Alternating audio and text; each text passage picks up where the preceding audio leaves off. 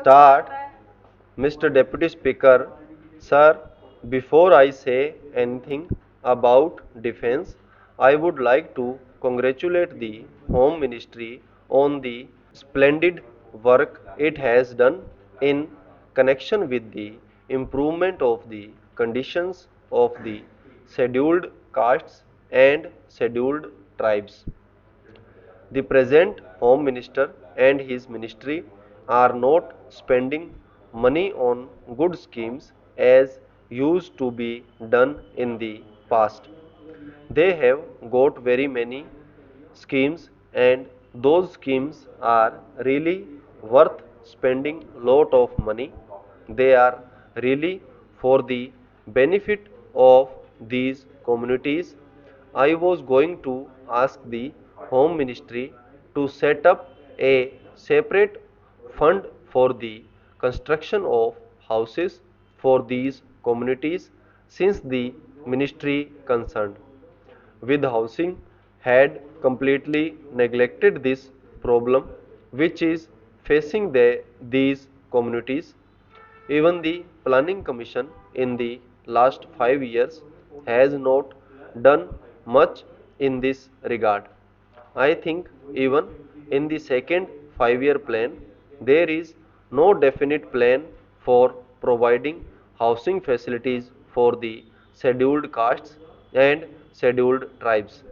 But since the housing minister has promised that he is going to constitute a board to go into these things, I do not think there is any need for me to stress this point anymore.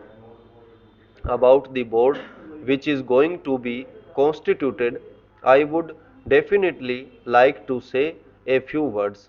This board, I believe, is going to consist of some members of the Harijan community and also a number of members belonging to non-Harijan communities.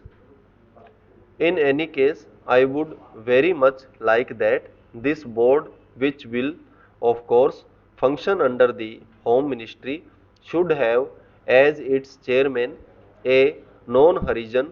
I want to stress this point because I know that in some of the states where the portfolio of Harijan welfare is given to a Harijan minister, he is not able to do his work properly.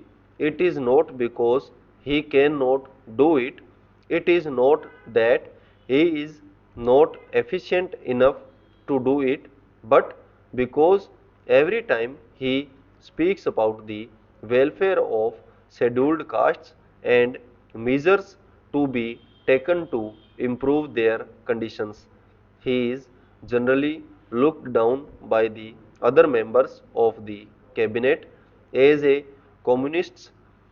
If the same thing is done by a member belonging to a non-Harijan community, he will be considered to be doing a national service. Therefore, the chairmanship should go to a non-Harijan.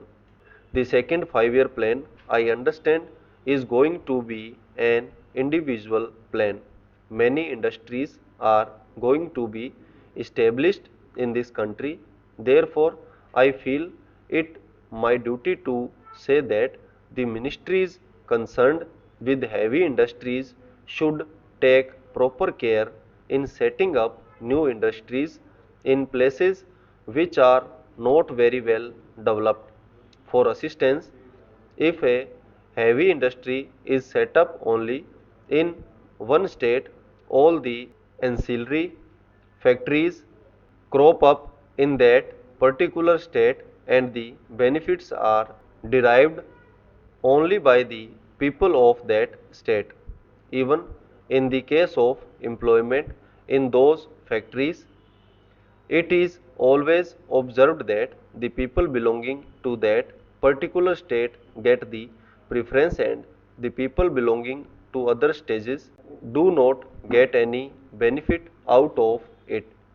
Therefore, the ministry should take proper care to see that these heavy industries are located in such places that they cater not only to one particular state but can also cater to more than one state. For instance, if a factory is located in the center of a state, the benefits of it will be derived only by the people of that particular state. There is a factory in Madras, the Parambar coach factory, which is producing coaches, that is located in the heart of the city of Madras. It cannot help the people of either Andhra or Kerala. If the same factory were to be located on the borders, there may be so many ancillary industries, feeder industries in Andhra or in Kerala because it is located in the heart of the city of Madras. Only the people of that state could make any profit out of it.